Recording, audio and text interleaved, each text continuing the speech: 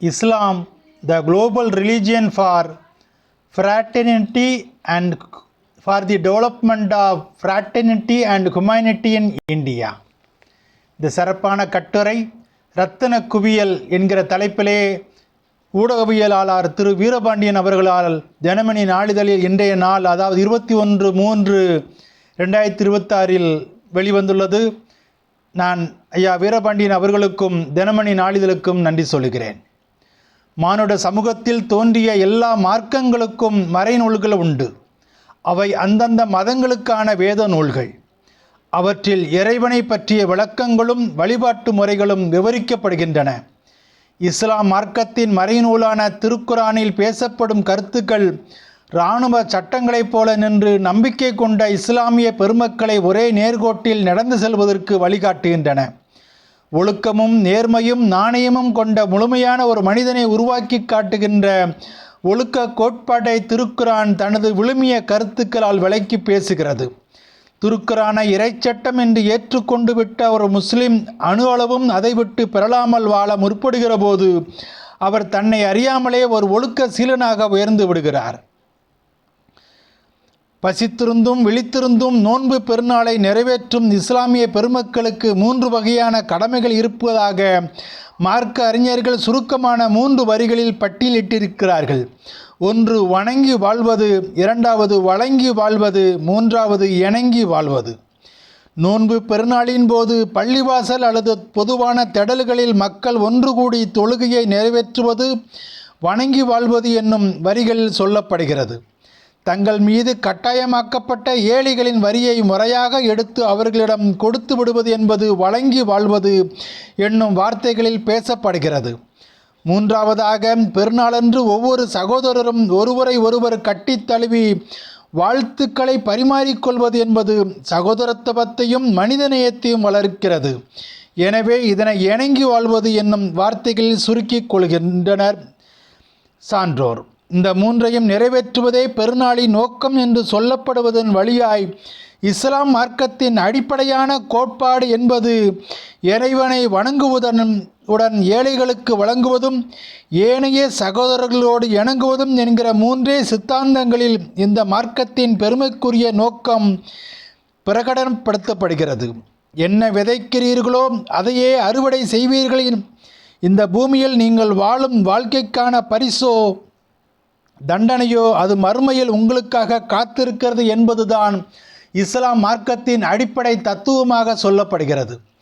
5 வேளை தொழுவதை கட்டாயமாக்கிய மார்க்கம் தொழுத கையோடு ஏழைகளுக்கான நன்கொடைகளையும் கொடுத்து விடுங்கள் என்று அறிவுறுத்துகிறது. ஜக்காத் எனப்படும் இந்த ஏழைகளின் வரி மார்க்கத்தில் கட்டாயமாக்கப்பட்டிருக்கிறதை மிக முக்கியமான அம்சமாக பார்க்க வேண்டும். வெற்று அறிவுரையாக நன்கொடை கொடுங்கள் என்று சொல்லி வைத்தால் மனிதர்கள் அதை கண்டுகொள்ளாமல் தவிர்த்து விடுவார்கள், அல்லது அதை பேருக்கு செய்துவிட்டு ஊருக்கு வெளிச்சம் போட்டு காட்டுவார்கள் என்னும் இயல்பை உணர்ந்த திருக்குரான் கட்டாயமாக உங்கள் வருவாயில் ஒரு குறிப்பிட்ட சதவீதத்தை ஏழைகளுக்கு எடுத்து கொடுத்துவிட வேண்டும் என்று கட்டளையிட்டிருக்கிறது. இப்படி வற்புறுத்தி சொல்லப்பட்டிருப்பதால் அந்த விதிமுறைகளிலிருந்து விலக முடியாமல் நம்பிக்கை கொண்ட முஸ்லிம்கள் அனைவரும் ரம்ஜான் பொழுதில் தங்கள் நன்கொடையை கொடுத்து மார்க்க கடமையை நிறைவேற்றி விடுகிறார்கள். இறப்பு வருகிற போது உங்கள் கையில் இருக்கும் எல்லா பொருளும் பயனற்று போய்விடும். இடுப்பில் இருக்கும் அரஞ்சான் கொடியை கூட அறுத்து போட்ட பிறகே மனிதர்களை மண்ணில் புதைப்பார்கள். ஆனால் மறுமையில் நீங்கள் சொர்க்கத்தில் பிரவேசிக்க வேண்டுமானால் அதற்கான நாணயம் ஒன்று உங்கள் கையில் இருக்க வேண்டும். அந்த நாணயம் நீங்கள் இந்த உலகில் வாழ்வில் சம்பாதித்த நேர்மை, நல்ல செயல்கள் என்பவையே உங்களுக்கு மறுமையில் பயன்படும்.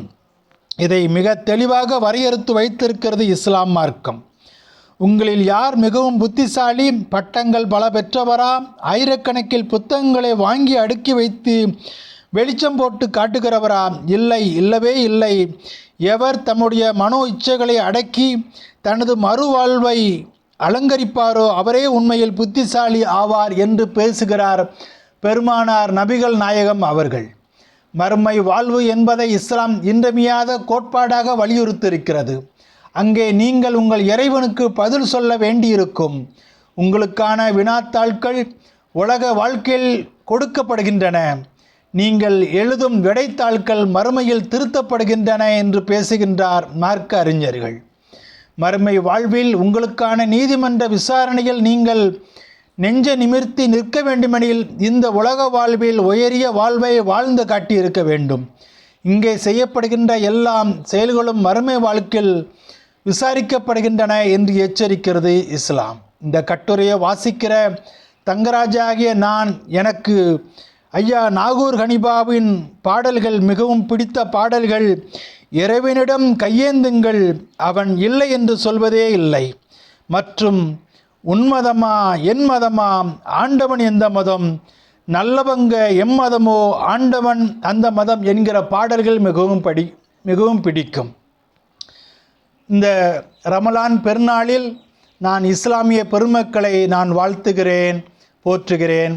இந்தியாவில் அவர்கள் மூலமாக நாம் எல்லார் மூலமாகவும் சமத்துவமும் சகோதரத்துவமும் மனிதநேயமும் மத சகிப்புத்தன்மைகளும் பெருகட்டும் என்று வாழ்த்துகிறேன்.